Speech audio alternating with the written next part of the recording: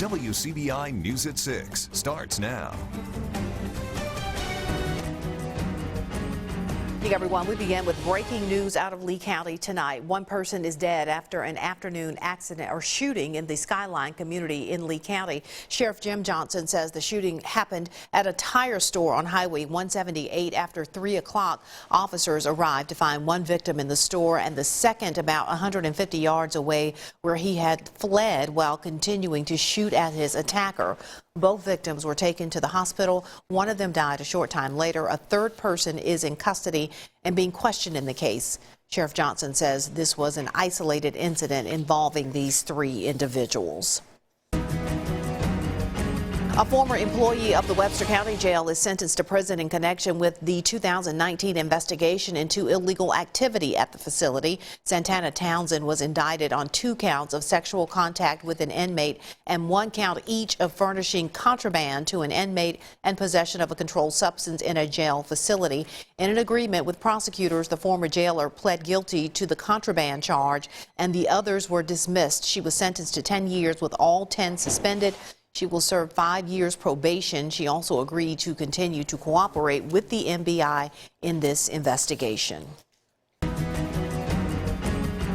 Well, they say no good deed goes unpunished. A Boonville woman finds out the hard way. Friday, Linda Strange was at Prentice County Justice Court to pay a fine for another person. A Prentice County deputy recognized Strange and realized she had an outstanding warrant. Strange was arrested and then taken to jail. Investigators say while she was being searched, they found something in her mouth. It was identified as methamphetamine. Strange is charged with possession of a controlled substance in a correctional facility, contempt of court, driving on a suspended license, no insurance, and possession of paraphernalia. Her bond is set at just over $14,000. In a separate case, a Boonville woman already facing 1 indictment finds herself with more charges. Boonville police arrested Katrina McGee on an outstanding circuit court indictment. When she was booked into the Prentice County Jail and searched, investigators found meth concealed on her. McGee is charged with possession of a controlled substance inside a correctional facility. Her bond was set at $15,000. She's being held, though, without bond on a failure to appear charge. Macon police are looking for a man in connection with a robbery at an apartment complex earlier this month. Antonio Roby, also known as Shaky, is wanted for armed robbery, aggravated assault, and conspiracy. That robbery happened February 3rd at Cambridge Manor Apartments. Investigators believe Roby and 2 other suspects committed the crime. 1 person has been arrested in the case. Roby is 6'6" and weighs 290 pounds. He was last seen driving a gray Ford Focus. If you have any information on where he is, contact the Macon Police Department. Tupelo police, meanwhile, looking for a man accused of using a fake account to buy iPhones. The man in this photo is wanted for felony false pretense. Police say the suspect went to Sam's Club and used someone else's information to open an account with Verizon. He then went on to buy 3 iPhone 11 cell phones with that fake account. If you have any information on the suspect, you think you recognize him, call Crime Stoppers. Temperatures today have been rising all day long. We started out in the 40s and now we are in the upper 50s to around 60. Essentially dry, although you wouldn't know it. We've had a lot of rain around here. Dry as far as the rain actually falling from the clouds right now. We've really pushed the showers to our east. We are in this gap, but there's more rain activity, a little narrow band of showers here with occasional thunder showers from West Helena, Arkansas up to the Memphis metro. These are not too terribly strong. They are moving east. We may see some of that hold together and move across North Mississippi this evening, but we stay mild. Temperatures mainly in the 50s to low 60s through the evening hours. And then later tonight, we'll thin the clouds out a little bit, get down into the 40s. Tomorrow, a mix of sun and clouds. We are in between weather systems, but a lot of us will get into the low to mid 60s. I'm back with your full forecast coming up. At this hour, the Oktibbeha County Board of Supervisors is holding a town hall meeting to discuss issues at the Oktibbeha County Lake. It's been a little more than a month since we first broke the news of a breach in the levee there. Tonight, supervisors are asking the public to weigh in on it. Our Stephanie Poole is at the meeting. She joins us live from the courthouse with the very latest. Stephanie.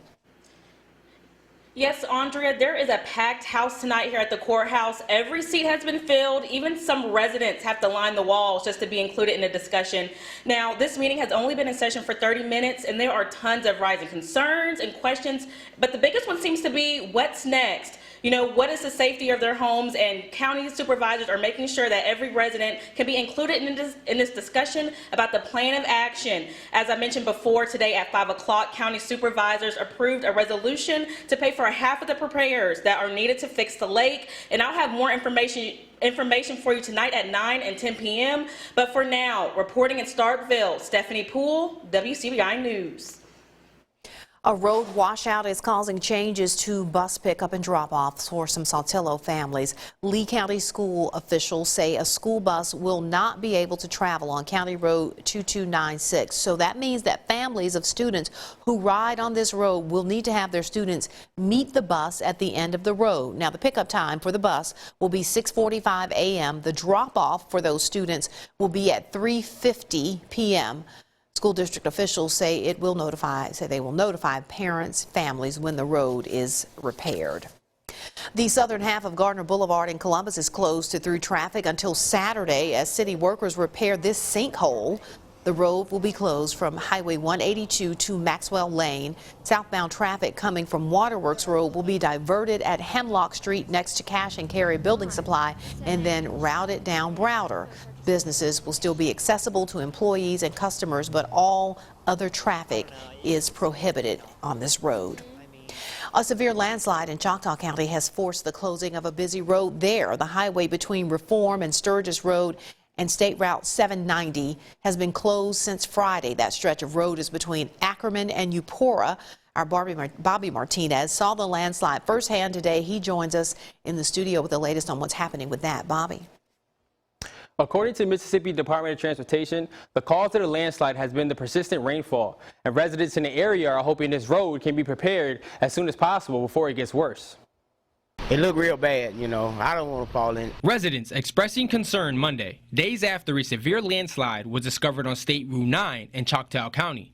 In their latest press release, MDOT says the highway will remain closed until engineers can determine the severity of the slide and formulate a repair plan. A repair plan resident James Woodard hopes happens as soon as possible. Need to be fixed. Yeah, the road real bad. All this rain, I don't know who ordered, but it's here. Yeah, make people have to go around, and it's pretty bad, I don't know, Mississippi gonna have a lot of bad road, but that ain't real bad. As for Jarrell Woodard, he says seeing a road in that bad of shape can cause severe damage to people's vehicles and may cause accidents. It can be like a little old pothole, then that thing, you hit it or something like that. The car might just fall over in the ditch or something, you know what I'm saying? You need to get it fixed. Then rough on your tires and cars. And as for William Hoskin, he says he's happy that the issue was caught before something tragic happened. I'm just glad that nobody go down through there, because if my point of view, if you'd have went down through there, say at night, you didn't know it, and the whole thing broke in or sunk in. Yeah. I mean, it would have been a tragedy, really, because especially if a big truck come out there. So I'm just glad they caught it ahead of time. And WCBI reached out to MDOT for an update, but was declined an interview. And of course, as soon as more details become available, we will make sure to pass them along to you. All right, Bobby, thanks so much for that update. A reported oil spill slowed traffic on Highway 82 in Lowndes County this morning. Drivers were at almost a standstill for a while as crews worked to clean up the oil. This is westbound traffic you're looking at here just before the 10-Tom Bridge in Lowndes County. Took crews about 30 minutes to clean up the spill and get traffic back rolling again. A disaster response team from North Mississippi is wading in to help clean up after flooding in the Jackson area. We have a live report for you when we come back.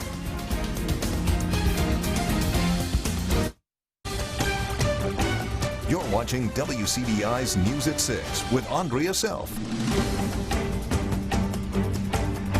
A Northeast Mississippi-based ministry is helping victims of recent flooding in the Jackson area. Our Allie Martin is in Raymond with the rapid response arm of 8 Days of Hope. He joins us live. Allie. Thank you. We are here in Raymond, Mississippi in the dining hall of the United Pentecostal Church International Mississippi District Camp. This is also the check-in area for volunteers with 8 Days of Hope. So far, more than 50 volunteers from all over the country are here. They're helping victims of recent flooding. Dan Garrick, he is the on-site manager for this project of rapid response. Dan, thank you so much for joining us. He's very busy, so thank you for taking the time to join us. Tell us, what's the situation like? These volunteers are here, they're having dinner now. What have they been doing all day? They've been out cleaning out houses and mucking and gutting houses, what we call it. But they've been cutting out sheetrock, insulation, removing furniture, and basically getting homes dried out and getting ready to be rebuilt. Yes, sir. So what's the situation like? Several hundred homes, as far as we know, that had water in them, is that right? Yeah, the MEMA is saying there's about 400 and some homes, but I think it's a little high. We're probably close to about 150 houses that have been affected, and we're doing a great job of getting them done. There's several organizations here besides us, Sure. and they'll be getting done very quickly. Yes, sir. So what's the reaction like from the homeowners? I know tomorrow we're going to be out with the team. What are the folks, the homeowners, saying? They're very excited, you know. Just imagine if you had your house flooded and you just had 2 feet of water in your house and you're a single woman and you have no idea how to get this taken care of. And so when someone shows up and says, hey, we want to help you, we want to share Jesus with you, that's very exciting. Yes, sir. And understand that y'all be wrapping up a week early, March 7th. If folks want to help out, they go to the website, 8daysofhope.com, register. You don't need any special skills. No special skills needed. If you can put a shovel in your hand, that's all the skills you need. And we will be wrapping up March 7th and welcome any volunteers that want to volunteer between now and then. Very good. All right. Thank you so much, Mr. Dan. All right. We're going to have updates tomorrow evening and Wednesday and all throughout the day on Facebook Live. For now, we're in Raymond, Mississippi. We'll send it back to you in the studio. Work that organization is doing down there. You've got a little party going on behind you. Somebody says tomorrow is Mardi Gras, Fat Tuesday. It is, indeed. Now, around here, we're going to be doing okay. Probably a lot of 60s, probably more sun here than down in New Orleans. But if you're going to the Big Easy for the big celebration, it doesn't look too bad. Mid-60s, mostly cloudy. You can deal with that. Your full forecast is next.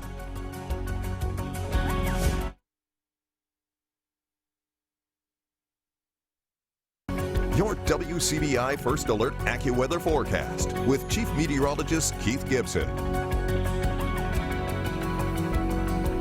We seem to be stuck in a rut with these very wet and occasionally stormy Mondays. We had another one today. This is our time-lapse network from Columbus, Tupelo, Vernon, and Louisville, Mississippi. You can see the clouds moving on through.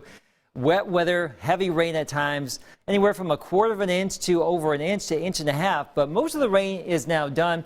There are some showers here, gusty showers in northwestern Mississippi. We could see a little bit of that this evening, but most spots will not see it. I was out to French Camp Elementary School this morning, had a great time, drove in the rain to see these great kids. We talked about weather, forecasting, high and low pressure, clouds and rain. The kindergarten class there at French Camp Elementary School. Thanks for having me out today. And we're going to roll on up to Tupelo this Saturday from 10 until noon. Our preparedness tour. Stop by, say hello. We'll get you a weather radio set up for this active spring that we tend to see around here. Now, as we get into the next couple of days, it's actually going to be transitioning back into some cool and somewhat unsettled weather here as we close out the work week. And we'll still have a couple of nights down to freezing, if not below here. So that cold air that's bottled up in Canada now will come on back to parts of the deep south. We've actually been warming all day long, around 60 right now, and we'll be around 60 here or the upper 50s this evening, eventually transitioning down into the 40s later on. This is the temperature trend for Columbus, and then back into the low to mid 60s tomorrow before some cooler air builds back in for the middle of the week. Now for this evening, overcast. We showed you those showers there in northwestern Mississippi. Some of those can move east here and get into the Tupelo area late this evening. I think farther south we probably won't see them. And then we'll clear all of that out later tonight. We may see some clouds in the morning and then go variably cloudy during the course of the day. We're actually in between systems tomorrow. Today's system will pull away, and then the next one is just waiting in the wings. So we'll see some sun, and it will be a pretty decent day for us before the clouds roll back on in here. And you see a little bit of green there on Wednesday. We'll have some showers, a raw northwest wind, and a little bit of rain out there. So it's just going to be rather cool there for the middle of the week. Tonight, 46 degrees, isolated evening showers here, variably cloudy. In general, lows into the 40s. Our planner for tomorrow, we start out in the 40s, but we're back into the low to mid 60s during the course of the afternoon. Not too bad. A shot at the upper 60s in the far southeast, maybe only upper 50s to low 60s in the northwest. Breezy and cooler 48 Wednesday, sun and clouds Thursday, 48 degrees, 53 Friday, low 50s Saturday, 59 Sunday, but not a lot of rain there going into the weekend. More showers possible by Monday. Hail State Hoops drops a heartbreaker down at the buzzer by Alabama. More from Vic Shaper after this tough loss next in sports. WCBI Sports with Tom Ebel is brought to you by your local Ford dealers. Go further. For the first time since the 2013-2014 season, Hail State Hoops has lost 2 home games to unranked opponents. The second one and 5th of the season may be the biggest heartbreaker so far in the year for the Bulldogs. Megan Abrams tipping at the buzzer to win it snapped a 6-game losing streak to the Bulldogs, that being Alabama, and the Crimson Tide winning their first game over a top 10 opponent since 2014. The Bulldogs giving up a 13-point fourth quarter lead. Vic Shaper says his team continues to miss a veteran closer when things start going south. We really lack, someone that will step up when it gets going tough and just say, hey, enough's enough. Hey, let's go. We don't have that veteran kid that can do that for us. You look at every graphic on every wall around here at Mississippi State. Anybody that's in that graphic, any team that's in that graphic is known as a tough, physical, aggressive basketball team. I don't think we can say this team is a tough, physical, aggressive basketball team. Not yet.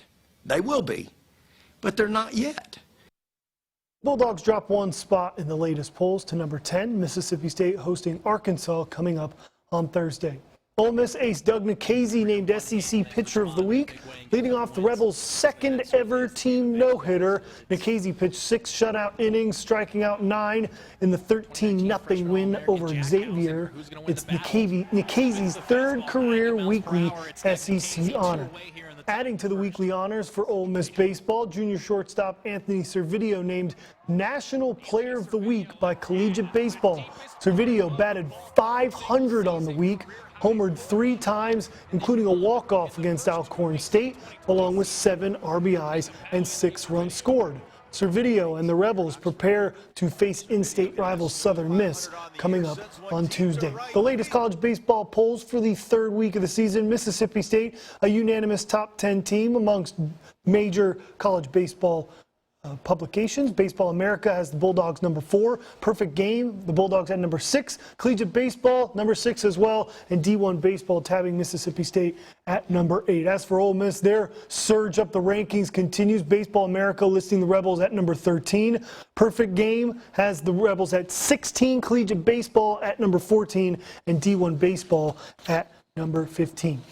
Round 1 of the MACJC men's state basketball tournament in Scuba happening today. Jones defeats the home team EMCC Lions 70-65. The Lions eliminated from the tournament, but they do qualify for the Region 23 tournament. That begins on Monday. ICC falls in the first round to Pearl River 78-57. The MAIS overall state tournament tipping off today down in Jackson. Heritage Academy begins its overall title defense in a big way, defeating Humphreys Academy 77-29. The Patriots advance to face Presbyterian Christian in round 2. That game coming up Wednesday at 2. Oak Hill Academy also in action right now. We'll have more on that coming up at 10. And just coming in 10 minutes ago, some high school news. A little bit high school football coaching news. Knox Pater's Casey Orr takes the job at Kosciuszko. Orr led the Tigers to the North Half Championship this past year. So a big get for Kosciuszko, and Knox Pater will be looking for a new head coach. All right. And any reason to talk about football, whatever the time of the year, right? If it's March, April, May, we'll still be talking football. We'll get it in there. All right. Coming up, Keith will have a last look at your forecast. Stay with us.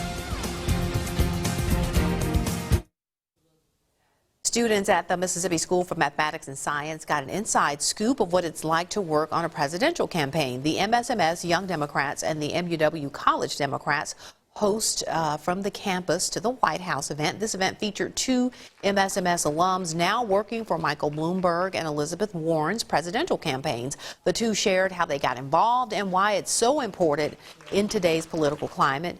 Davin Reese says he hopes students learn that Mississippi plays an important role in the nation's political scene. I hope they get a new appreciation for Mississippi, especially in national politics sense. We often are told that we are the lowest of the low. We use outhouses, things of that nature. And it's important to remind them that we are politically able, we are politically smart, and it's important to remind them that, hey, if you want to go and pursue a life in politics or whatever you may want to pursue a life in, it can happen here at MSMS, it can happen here on the College of the W, it can happen anywhere. Mississippi's primaries are March the 10th. Super Tuesday, along with several other states on that big day. Yep. Let's hope for good weather that particular day. And going forward tomorrow, Tuesday, 63, before the cooler weather returns Wednesday with some showers, another burst of old man winter holding tough here. And another good weekend, though, coming up. It'll be 3 in a row. Right, in general, not a lot of rain overall in that 7 day. Oh, that's nice to hear. We love to see it. Yes, we do. We could use it. And you want some warmer weather, too, for baseball games, for That's sure. okay. No rain, I'll live with it. You'll take that. All right. That's the news You're gonna at have 6, to. everybody. Enjoy the rest of your Monday evening.